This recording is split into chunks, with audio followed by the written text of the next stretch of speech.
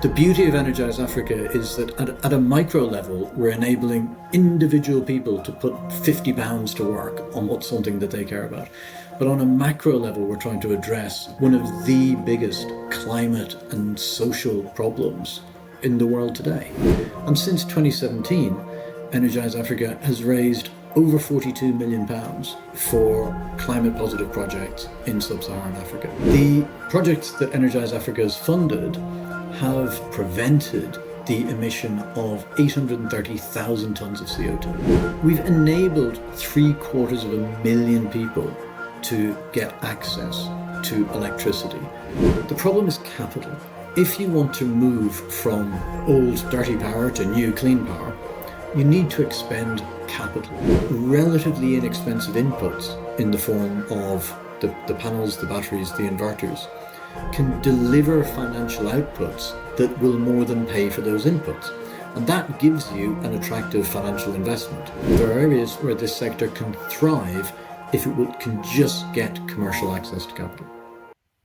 Hello and welcome to this Twin Peaks investing interview. My name is Peter Higgins, and today I'm delighted to have the honour of speaking with Ray Coyle, the multi-skilled, experienced, purpose-led business leader, award-winning social entrepreneur, qualified lawyer, and CEO of Energise Africa, the UK crowdfunding platform that connects investors with businesses that provide solar energy to communities and renewable energy to communities in Africa. Welcome, Ray. Welcome. Thank you very much for having me on, Peter. Thank you for joining us today, sir.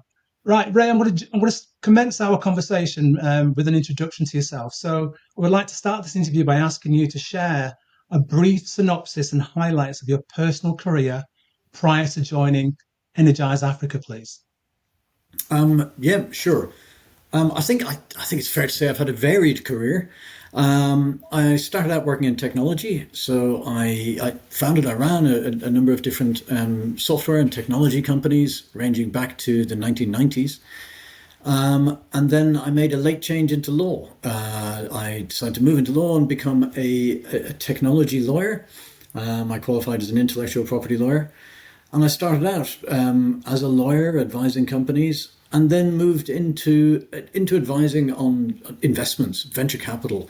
Because if you get involved in advising technology companies, eventually you end up in the investment space. It's a very exciting space for investments. So as a lawyer, I advised lots of tech entrepreneurs on investments into their business. I advised lots of VC companies, early stage investors into technology companies. And then I moved from just generic technology into clean tech and renewable technology. I thought that was just such an exciting area, and it felt new and really felt purposeful. And moving from renewable energy, I was exposed to more and more really impactful businesses and impact investors. Lots of the investors in the renewable energy space were also impact investors. So people and organizations trying to put their money to use in a way that would deliver returns, but would also really deliver social and environmental impact. So I did that. I was a city lawyer for 8 years, and then decided I should try and walk the walk rather than just talking the talk and billing the bills, obviously. So I stepped out of law and I started to run social enterprises and impact-oriented businesses. And the latest of which is Energise Africa, which I joined a year ago. And the thing that really excites me about Energise Africa, and the thing that led me here, is that it is a technology platform. So my background in technology feels really relevant to this. It's an investment platform. So all of my knowledge, my experience in advising investors and working in the investment space feels relevant to this. But it's also very, very impact oriented from an environmental and a social impact perspective.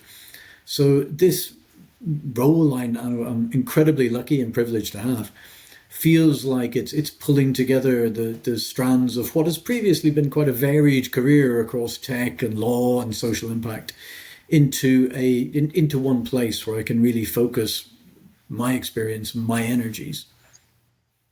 Brilliant. Thank you for that reply. Now I'm going to go back just a little bit and ask you to share the greatest lessons and learnings from your time working in all those various sectors? You mentioned software development there, renewable energy, clean tech, emerging economies as well. Can you just share some of that so we get a greater depth of what your learnings were, please? I think that the most important thing that I've learned through running businesses, advising businesses, is to really have absolute clarity on a sense of purpose for a business. I am not a great believer in organizations, in businesses where you meet a founder who's come up with something and already has an exit plan and is thinking about how to get out. The exit plan will generally take care of itself. The funding will actually take care of itself. Really, what organizations and entrepreneurs really need to focus on is the purpose of their own business and to have real clarity on what the purpose is.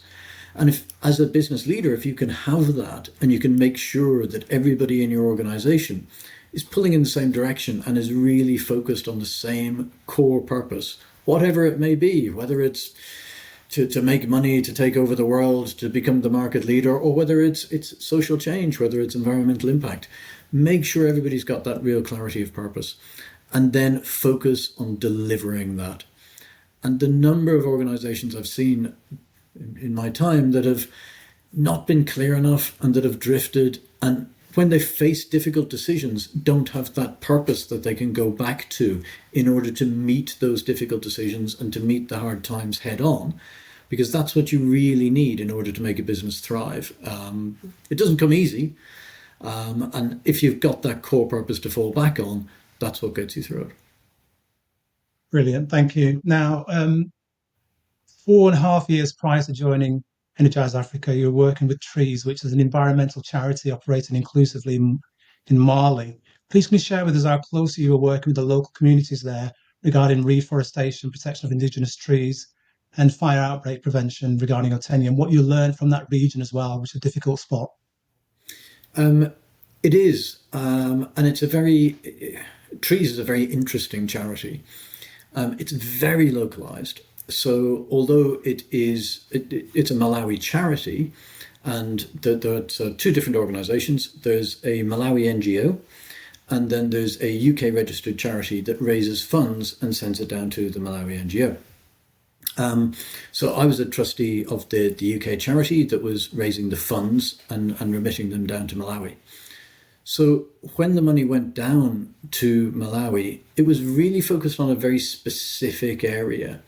So Trees works in reforestation in the Zomba Plateau, which is Zomba's an area near Blantyre. It's a plateau about 1,000 feet in altitude, which has been subject to very, very severe deforestation over decades. And what makes Trees incredibly successful is that the decisions on how it's run and the decisions on how the money is spent were never made at the fundraising organisation in the UK. Those decisions were made on the ground by the people living in Zomba and in consultation with the communities in Zomba. And it made a huge difference doing it like that.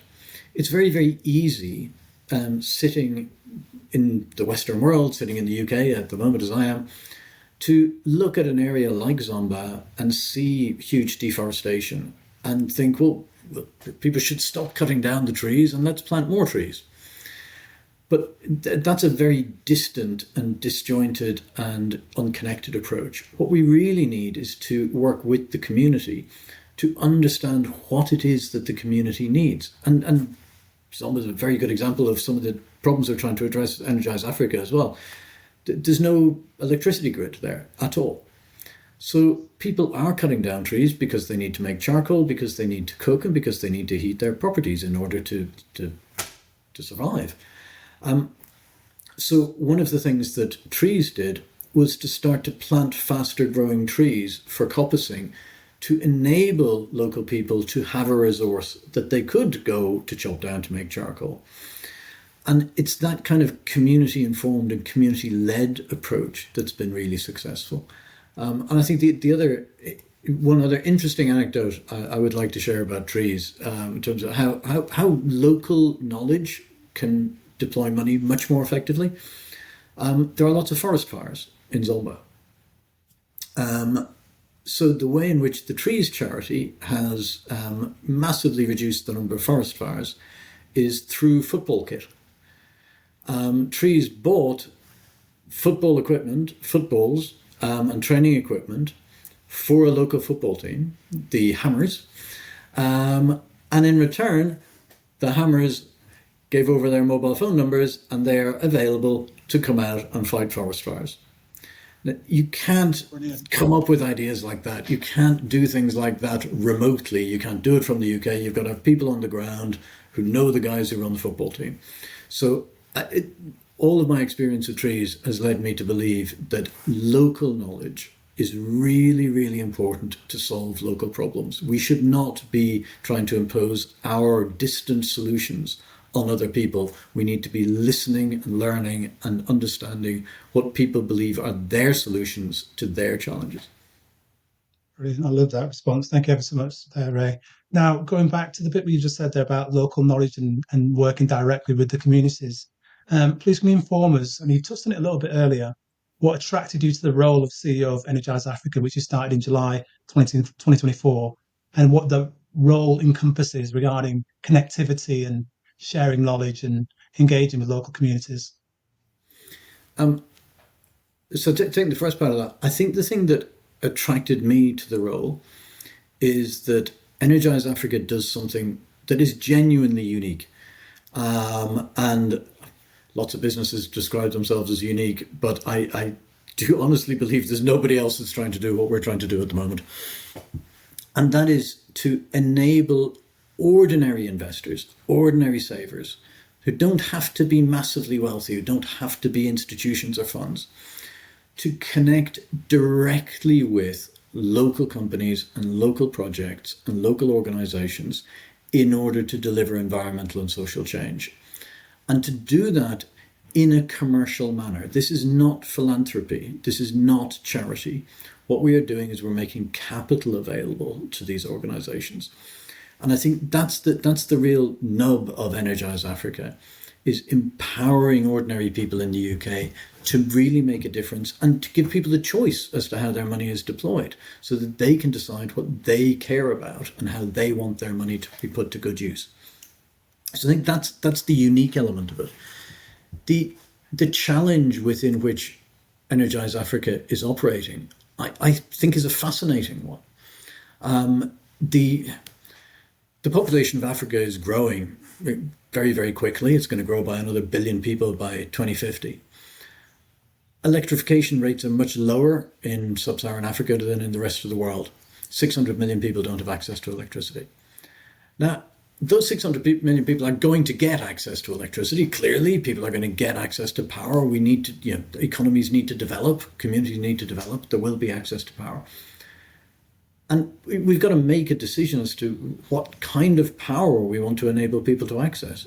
Do we want diesel generators all over the continent of Africa in order to give people access to the power that they need in order to live their lives? Or do we want to enable people to do things in a better way than, quite frankly, we did when the Western economies were developing? So I think that the beauty of Energise Africa is that at a micro level, we're enabling individual people to put £50 to work on what's something that they care about. But on a macro level, we're trying to help address one of the biggest climate and social problems in the world today. It's an incredible combination. Absolutely, it is. Yeah. So Ray, please can you share with us some of the significant achievements by Energise Africa since it was founded in 2017, including monies raised, communities positively impacted, and investment returns made by investors, if possible, please? Sure. So in 2017, I think the first huge achievement was bringing Energise Africa together and the organisation actually coming into being. And credit where it's due, it was UK Aid that originally came up with the idea for Energise Africa. And I think that sometimes government departments, the public sector, is not credited with the imagination that it is capable of on occasion. And it was a UK aid initiative that an individual in UK aid said, well, why don't we go and help somebody set up an organisation that will mobilise private capital in the UK, individual money in the UK, to go and solve this problem of energy access in Africa. So I think that it was an innovative idea to start with. And then the next interesting thing that happened was that two completely different organisations came together. EthX, which is a UK crowdfunding platform that funds lots of innovative energy projects in the UK, community energy projects. And a second organisation called Lend a Hand, that is a crowdfunding platform based in Rotterdam. And Lend a Hand raises money to fund microfinance organisations within developing economies. So they came together and realised that, well, between us, we've got the renewable energy experience and we've got the developing market experience and we've got the crowdfunding experience. So let's form a partnership and do this together. And bringing together that partnership and bringing together all of those skills in order to deliver on the Energise Africa project, I think was a great way to start this. And because all of those skills were all there, the team was ready built, which meant the organisation could hit the ground running. And since 2017, Energise Africa has raised over £42 million for climate positive projects in sub-Saharan Africa. That has delivered returns to investors. The bonds that we market on the site pay between 6 and 8% interest. And it's also had an absolutely incredible social and environmental impact. The projects that Energise Africa has funded have avoided or prevented the emission of 830,000 tonnes of CO2. Now, the average UK household is responsible for about 5 tonnes of CO2 per annum. And everybody, including me, finds it very difficult to picture a tonne of CO2. It's not an easy thing to get your head around. But for context, household about 5 tonnes. So we've prevented about 830,000 tonnes of CO2 from entering the atmosphere through the projects we've funded, which I think is a staggering achievement in itself by the team. We've enabled 750,000 people to get access to electricity that did not previously have access to power. And the impact of that is vast and multiple, from kids being able to read school books after they come home from school, to people being able to work at home, to safety and security from street lighting, to access to more employment opportunities, to social impacts, people being able to listen to the radio, to watch TV, financial impacts, people being able to charge their phones so that they can take part in mobile phone financial economies. So huge social impact from enabling people to access electricity alongside the environmental impact.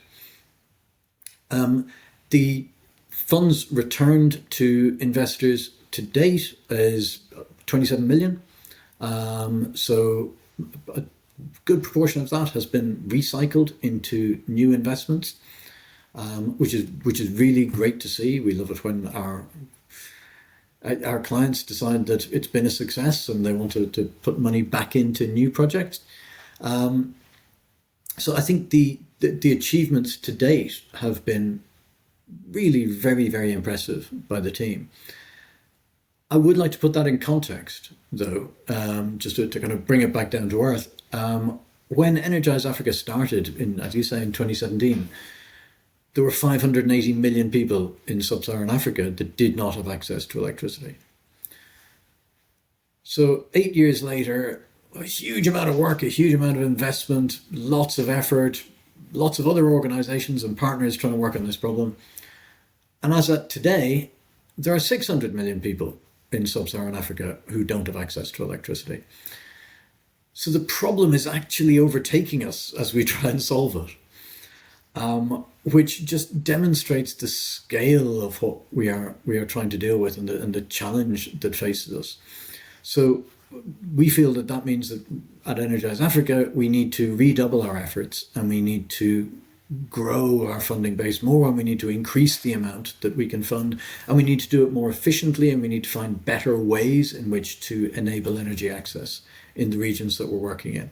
So I think that a huge amount has been achieved by the team. There's a lot more to do. Absolutely, you're doing a phenomenal job, and there's some great numbers there.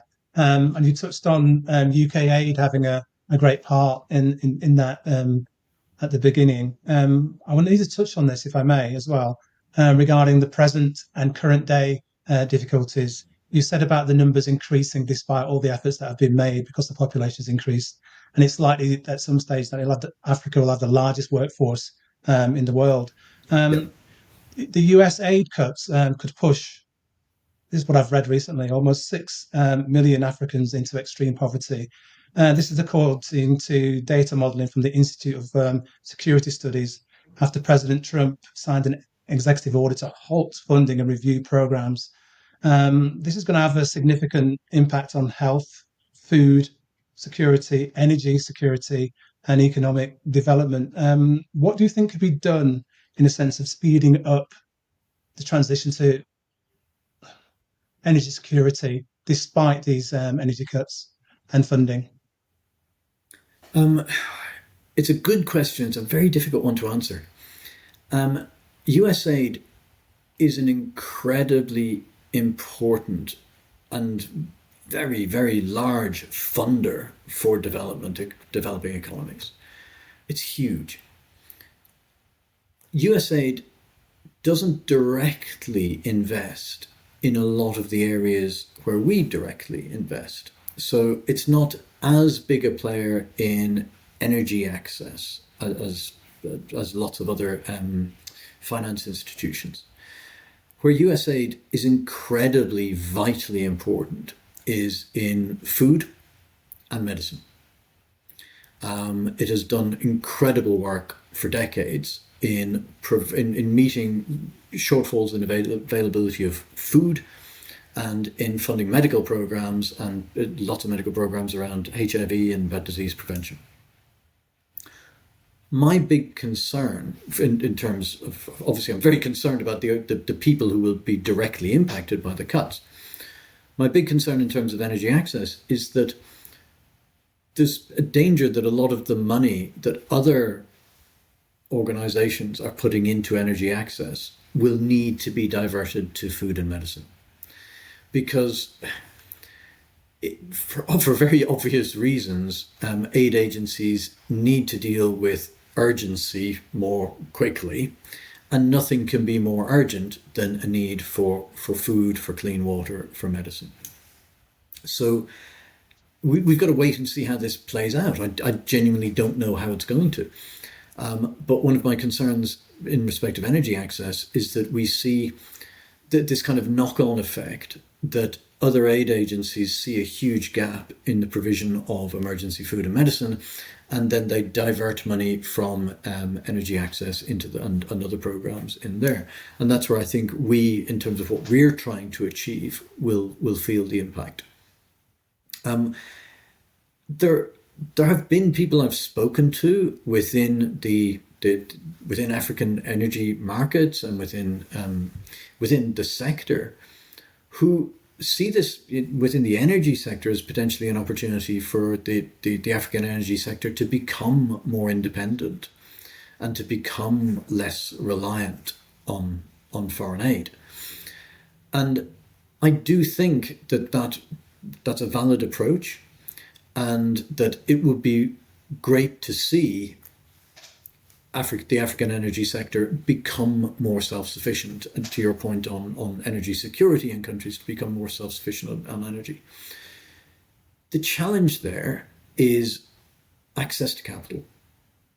So what we see in developing markets in Africa is we see lots of really amazing energy companies and fantastic products, organizations that are led by local people with local knowledge, who have developed products that work for the communities that they serve.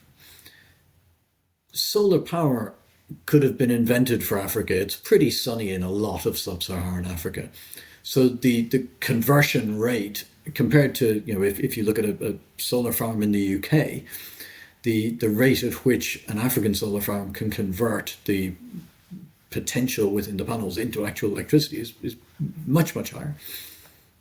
And the cost of the panels, the inverters, the batteries, everything is coming down. So there's an awful lot there are a lot of factors that are playing in the favor of getting more energy security and more energy access and better, cheaper, cleaner electricity across huge swathes of Africa. The problem is capital. And as everybody knows, if you want to move from old dirty power to new clean power, you need to expend capital. There's an awful lot of talk about it in the UK. You can see it all over the place. If you want solar power, you've got to have the capital outlay on the panels on the solar farm, but then you don't pay every month. It's just there and it just produces. And wind turbines, the same. There's a lot of talk in the UK at the moment about air source heat pumps. They're cheaper to operate, but the capital outlay is higher. This is exactly the same for African energy. The technology is there, the companies are there, the products are there, but the capital isn't there. And that is the missing piece. The organizations that we deal with do not need us to tell them how to do it. They don't need to tell them what to supply. They don't need us to tell them what their customers want. Their customers know exactly what they want. And one of the big misconceptions within the Western world at the moment is that by and large, consumers in sub-Saharan Africa can afford the power. They can afford to pay for the electricity. That isn't the problem. The problem is the capital outlay for the solar home system or for the mini-grid, whatever the technology is, at the outset. And the capital markets, as I'm sure you're aware, in sub-Saharan Africa are far, far less developed than capital markets over here. When I was a starting entrepreneur over here, I could go and get seed funding, I could go and get a Series A, I can get equity investment. There were friends, family and fools that were prepared to put money into ventures I was starting. That access to capital just hasn't really developed in lots of these countries. So what we need in order to get to that African security isn't really philanthropy. It's not really aid. It's access to capital. And that is what we want to focus on, is not raising charitable donations in order to give people money. It's not about doing things on a non-commercial basis. It's about providing that access to capital so people can spend the initial commercial outlay and then get the benefit of the clean solar power that they can benefit from in so many countries. Thank you for that, the response, Ray.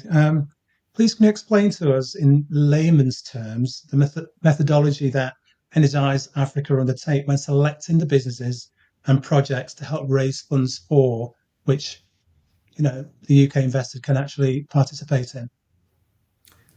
Certainly. And I did confess to being a lawyer, but I will still try and do layman's terms. I'll do my absolute best. Please.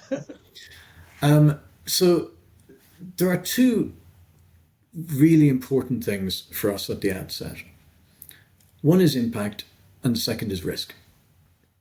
So the way in which we go and select the investees that get listed on Energise Africa is firstly by looking at what is the impact that these organizations can have. And it can vary quite wildly, and sometimes you can't really compare like for like. An organization that is funding electric forklift trucks in Lagos is having a huge impact on the reduction of smog, on air quality, on carbon emissions.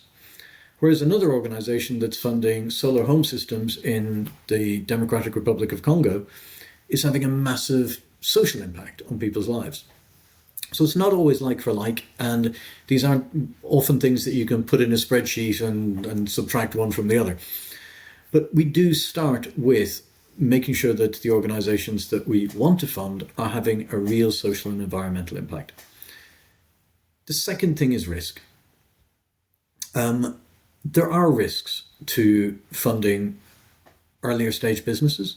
There are risks to funding private businesses, as you'll be very aware, and there are risks to funding businesses in developing economies. So what we spend a very, very considerable amount of our time doing is trying to work out ways in which we can reduce those risks. So if we want to fund an organization that is providing solar home systems on credit, what we need to do is set up a legal structure. We need to set up a security structure so that we de-risk that investment for our bondholders. And we also need to look very closely at the business and look at its history of collecting money, look at where it's operating, look at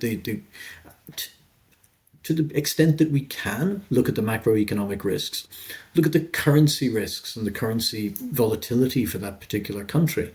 It's difficult for a company that's collecting revenue in, say, Kwacha in Malawi to then repay debts in hard currency. So we need to look at all of those things. So those are the two big starting points, is what's the impact of the company and how can we de-risk this investment most effectively for our bondholders.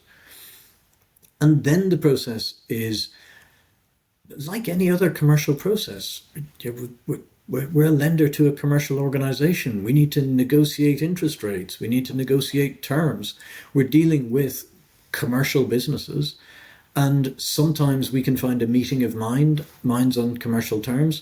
Sometimes there are organizations that need lower interest rates than we think we can bear, that want longer tenor on their loans than we're comfortable with, that want things to stretch out and promise a bullet repayment in 7 years and no amortization until then, and that looks a bit high risk. So like any commercial lender, we are carrying out commercial negotiations all of the time. I think the difference between the way in which we're doing things and the way that a commercial lender in the UK would operate is that we work through a lot of partner networks. So the Alliance for Rural Electrification, the Global Off-Grid Lighting Association, the Carbon Trust are a very important partner of ours. There's a government-sponsored initiative called Transforming Energy Access that has been really instrumental in helping businesses get investment ready and helping organizations like ours connect to the right businesses to fund. So that's a little bit different than you would see from a commercial lender in the UK, for example. But a lot of what we do is commercial negotiation and trying to make sure that we're getting the right terms for our investors. So there appears to me to be a significant higher degree of due diligence that you have to do and do accordingly. So you're safeguarding the investment, but you're also trying to ensure the success of the projects. Am I correct in thinking that? Yes, absolutely. And that post-investment element is really very, very important. So in terms of due diligence, it's quite multifaceted. We work with some specialist organizations that carry out technical due diligence on the projects that we fund, because it's really important to make sure that the plan on paper and in huge numbers of spreadsheets and documents can be implemented. So we work with specialist technical due diligence providers. Sometimes we need to bring in more specialists, so we might need to look at the land on which a mini grid is going to be positioned, to understand whether it's going to need piles driven into the rock or whether it's going to flood, all those kind of things. Sometimes it goes off into quite niche areas of due diligence to make sure that the project can be successful. Obviously, we carry out financial due diligence, which generally speaking we do in-house, unless something is new or different for us, in which case we'll bring in external resources. And we do our own commercial due diligence. We visit all of the projects that we fund. So the projects that we have listed at the moment, I think we've got 3 on the website. 2 of them I have visited. The third one I was scheduled to visit this month, but they're based in DRC. So the risk of travel is temporarily heightened, so we had to postpone our trip. But it's a company we've seen before. They've raised investment on the platform a couple of years ago. So we do go and physically visit every project, every organization that we fund in order to do that kind of look them in the eye, shake them by the hand, due diligence, as well as looking at the plans, at the spreadsheets. And I think the other element that's quite important is that there is a community of investors into this sector. It's not huge, but there's quite a few, and we know them all very well. And because we've got that impact element to the investing that we're doing, it's not competitive. So if we come to consider lending money to an organization, and we can find out who else has invested, be it debt or equity, those guys are at the end of a phone call, and we can call them up and we can say, look, can you share your due diligence reports? Can you share your last investment committee proposal? Can you share some information with us in order to enable us to make a better decision? And that is happening on a very regular basis in this sector, whereas that doesn't really happen in a kind of non-impact sector where you've got different financial organizations competing. Brilliant. I love that. So you've covered all the due diligence aspects of it. Can you share with us some examples of the variety of very successful businesses and projects that Energise Africa have raised funds for and have rewarded the investors? Sure. There's lots to choose from. One of my favorites of the investments that we've done and has just come back to the platform is the one I was just talking about in DRC, in Congo. It's a great story and it's commercially a great business. So the company was founded by two guys who met in a refugee camp in Tanzania. They're both Congolese. They were awarded scholarships to the university in Dar es Salaam by the United Nations.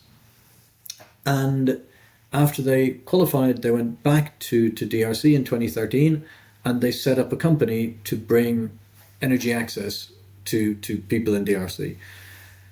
And they designed the products. They used their own community knowledge. They used their own knowledge of their own country to design the right range of products. So some of the products that they're selling at the company's called Altec are quite entry level. So $10 for a solar powered lamp. But that's what there's demand for. That is what people need as an entry level product. And that might not be what we sit back here and think will be the most impactful solution, but it's what people want, and they run a business, so they will give people what they want. The guys have been running this organization now for 12 years. It has been incredibly successful. And they're the market leader. They've got 3,000 employees. They've got 130 different shops and offices. The turnover is in the tens of millions. They've been profitable pretty much every year in which they've operated. But the thing that really gets me about the organization is that every single dollar they've made in profit has been plowed back in. There's never been a dividend out of this company. There's never been any money extracted. Debt has gone in and been repaid. But the founders, who are still the majority shareholders, are plowing their investment back into building and building and building this business. And DRC is not an easy environment to operate in. Absolutely. And anybody who can set up a business and make it profitable and growing and successful within that environment. And over the past 12 years, they've been through a number of different conflicts already. The headquarters of the organization was in Goma, where the most recent M23 conflict was. I'm delighted to say the company had a very well thought through contingency plan, and they got out all of their team. Everybody's safe. and they got out the majority, not all, of their stock and products, but clearly the team was prioritized. And they're continuing to operate pretty seamlessly despite what happened within the town that they were headquartered in. So as an organization that is successful and impactful and profitable and resilient to the kind of event and challenge that would knock any business I've ever run back on its heels pretty badly, I think they're an incredibly successful organization. Yeah, it sounds absolutely phenomenal. Like you say, the profitability of the company, but also the fact, you've got two individuals that were refugees, got scholarships, went back to pay it forward, and are now in a position where they're employing 3,000 employees. That's absolutely phenomenal.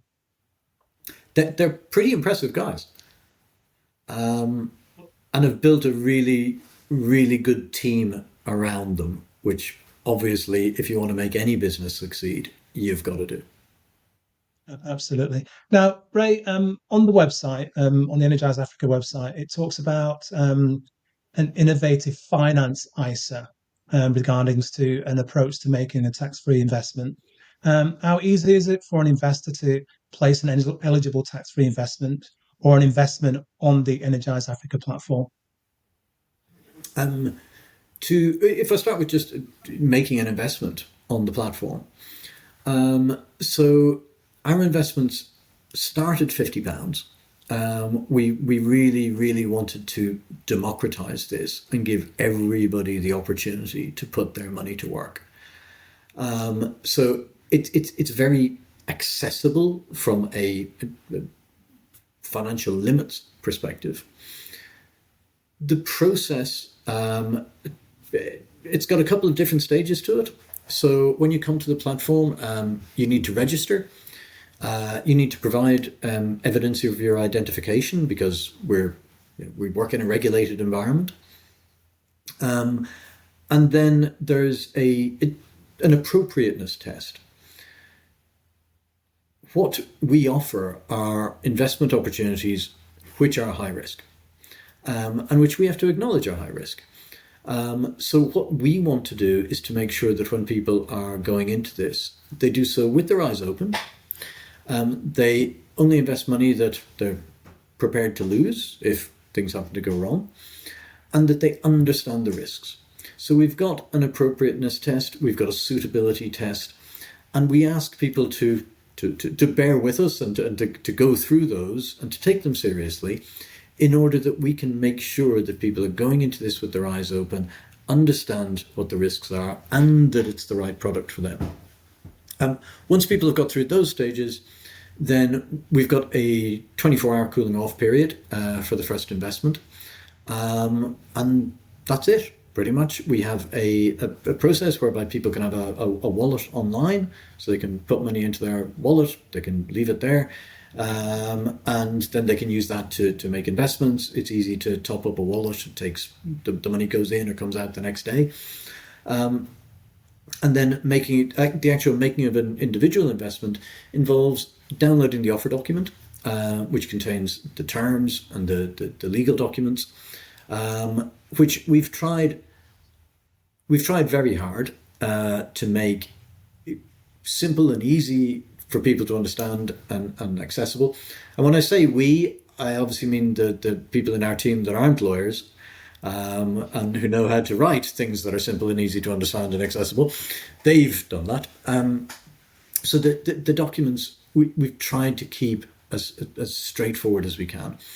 So once somebody has downloaded the documents, they should understand what is the impact of this investment, what are the risks, what are the returns, when will I get my money back, and what rate of interest will I get paid on the money that I invest. And then making an investment decision to put money in from the wallet is a very, very straightforward process. So there's a couple of stages to it.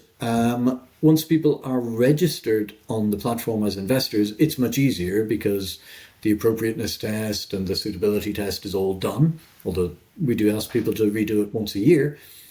But once people are registered, the investment process can take, as long as it takes to read a few pages of documents. We do want to keep the initial registration process robust, and we want to make sure that we are being absolutely straight with people. So we do encourage people to go through the stages and to take it seriously.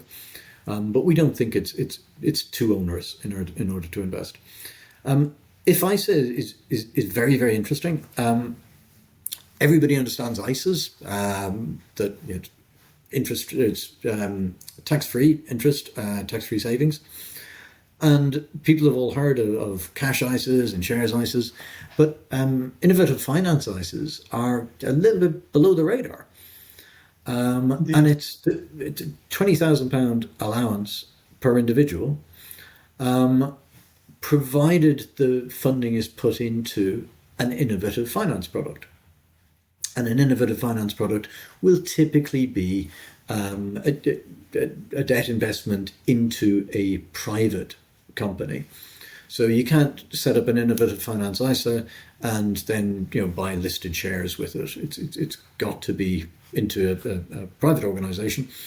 But I believe, well, I'll say the vast majority of the opportunities available on Energise Africa do qualify for IFISA. I believe they all do, but I'll say the vast majority, just in case I happen to have missed one.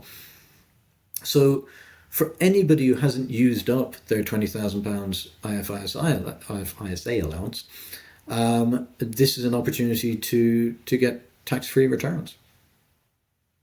Brilliant. I love that. You mentioned earlier, I think there is some guarantee for the first 100 maybe for somebody else invested.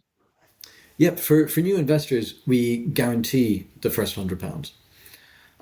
So if you've never invested in anything like this before, but you think that it's interesting and you think that it's worth trying, then at Energise Africa you can go and put £50 into two different investments to invest a total of £100, and we will absolutely guarantee that you will get your money back at the end of the term. And again, it comes back to democratizing this. Just saying it's only £50, we didn't feel was enough. We believe there's about 143 billion in individual savings in the UK. It is a vast, vast pool of money. There is a huge capital requirement, as we were talking about earlier, in order to make this just and clean energy transition. But connecting the two of them up is quite a challenge. And what we're trying to do is we're trying to say to people to come and try it, see what it is like, see what it feels like to put some of your savings to work in financing an electric bike for a boda boda rider in Nairobi, or funding cleaner air in Lagos by replacing forklift trucks with electric ones, or energy access in DRC, or any of the other projects that we've had available. Come and try it and see how it works. And what we want people to do is get that experience of individual impact investing, choosing how you want to put your money to work. And then once they see how it works, we would hope that people then do more of it. Indeed. No, fantastic reply. Now, Ray, we've touched on the renewable energy side and the clean energy side, including solar as well. We've got to touch on all of that impacts water supply and water security as well. So could you just share with us what are the main reasons why it's a wise and appropriate time to invest in the renewable energy sector? I think that there are a lot of things that are coming together to make it a good time. And it's that kind of confluence of different factors that often makes for any good investment. The quality and price of the components of renewable energy systems have been coming down very significantly. And we read a lot about American tariffs and the Americans being, the American establishment currently being particularly concerned about cheap products coming into America from China. Well, the flip side of that is that there are cheap products good quality, cheap products coming into Africa from China. The majority of panels, inverters, and batteries, which are your three big components for a renewable energy system, are coming from China, and the prices are coming down. And that's what has got Donald Trump terrified, that the prices are dropping and dropping and dropping. So that means it's more viable than ever to build a renewable energy system in Africa. The second thing that's coming, the issue that's coming at the moment, is what's referred to in the sector as productive use of energy. There are more and more products and components coming out that can alter people's lives, that can use that renewable power. And you just touched on water. And solar water pumps are a huge, huge opportunity for the smallholder agricultural sector in sub-Saharan Africa. We know that climate change is no longer a risk. It is happening. So it's happening before our eyes. There are many, many smallholder farmers that are now facing different weather patterns, different climate patterns, and different patterns of availability of water, which is essential to grow pretty much any crop. If you add in inexpensive solar power, and then you can supply people with solar-powered water pumps, that enables smallholder farmers in lots of African countries to be much, much more productive. And more productive means more profitable, and more profitable means have the capability of paying for the power, have the capability of paying for the solar water pump, because they're generating more crops and more income from the land. But it brings me back to the same problem. Unless they've got access to the capital to build the energy solution and to finance the initial outlay for the water pump, they can't then gain access to that water pumping capability. So it's not just about the social change. There is now an economic situation in vast numbers of countries in sub-Saharan Africa where relatively inexpensive inputs in the form of the panels, the batteries, the inverters can deliver financial outputs that will more than pay for those inputs. And that gives you an attractive financial investment. But it's only when the capital required goes in order to enable that to happen that the money can be generated in order to repay the finance. So I think that the thing that makes it attractive at the moment is that the numbers add up. This sector can thrive without huge amounts of aid money and philanthropic money. There are areas where it is still needed, absolutely, but there are areas where this sector can thrive if it can just get commercial access to capital. Brilliant. I love that response. I've got two final questions for you. I'm conscious I've had you here for a little while. Now, Africa remains an immense yet underserved energy market, requiring the last estimate 25 billion in annual investment. Okay, and recently you had Antonio Guterres, the Secretary General of the UN, is quoted as saying, "Renewables don't just generate power; they generate jobs, wealth, energy, security, and a path out of poverty," which we've touched on, for millions. Ray, please can you reiterate to our global audience the positive good and life-changing impact they could have by making an investment in any of the number of projects that you have currently on your Energise Africa platform, please? Absolutely. I completely agree with what the Director General said. Like so many investments, bringing renewable energy to particularly a rural location within Africa has enormous knock-on effects. The changes in terms of educational achievement are demonstrably very significant. The changes in respect of employment are very significant. The changes in respect of population are very significant. I was in October, I was in an area of Kenya called Turkana, and I met the head of energy for the region there.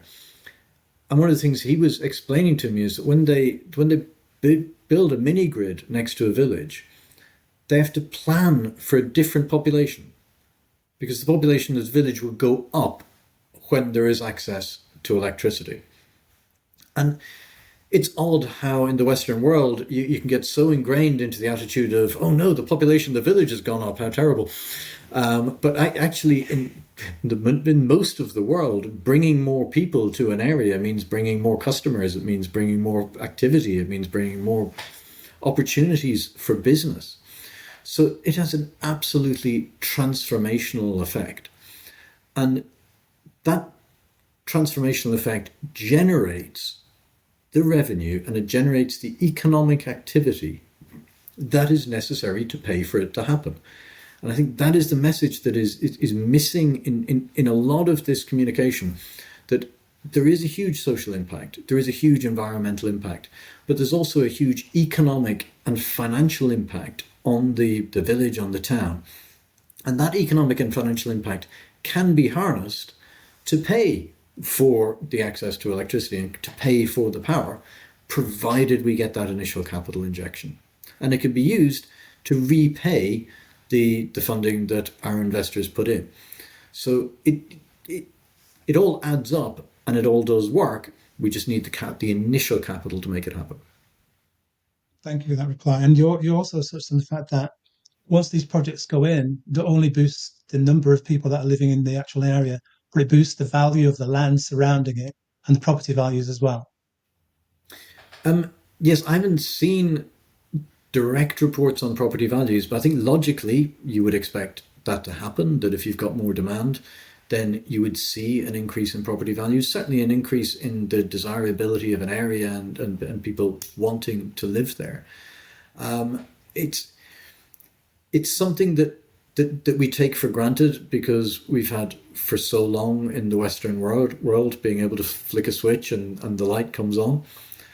But when people don't have that over a wide area, bringing it and allowing people to take the benefit from that and see the way in which they can then take control of how it will transform their lives and bring new employment and business and micro SME opportunities is incredibly powerful. This really is about enabling people to take their own lives and to take their own economies into their own hands and make a success of it. Thank you. Yeah, that's brilliant. Now, my final question to you, Ray. As CEO of Energise Africa, what are your hopes for the future of your business, renewable energy and energy security in Africa? I think the big hope for our business over the next 5 years is that we want to expand and grow the amount of funding that we're doing. We want to invest more in African-owned and African-led businesses. We do not want to see a huge amount of funding going into countries in sub-Saharan Africa and then being utilized by European, US businesses.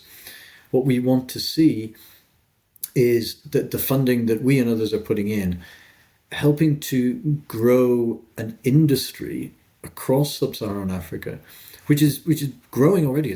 There are some amazing companies out there, but we want to see more companies like Altec, and we want to see companies like Altec becoming bigger, organizations that are founded by African entrepreneurs and that are employing lots and lots of engineers and financiers and business people in Africa, so that the skills can be built up in order to build this industry. So our ambition over the next 5 years is to raise more funding for more innovative products, for more innovative investment models that go into African-owned and African-led businesses that will have that knock-on and catalytic effect in their own economies. Brilliant. Thank you so much for that reply. Ray, it's been lovely speaking to you, and hopefully we'll get to speak to you again. Ladies and gents, wherever you are in the world, thank you for listening to this Twin Peaks Investing interview with the usually talented CEO of Energise Africa, Ray Coyle. Thank you, Ray. Peter, thank you very much for having me on. It's been a pleasure. Thank you, sir.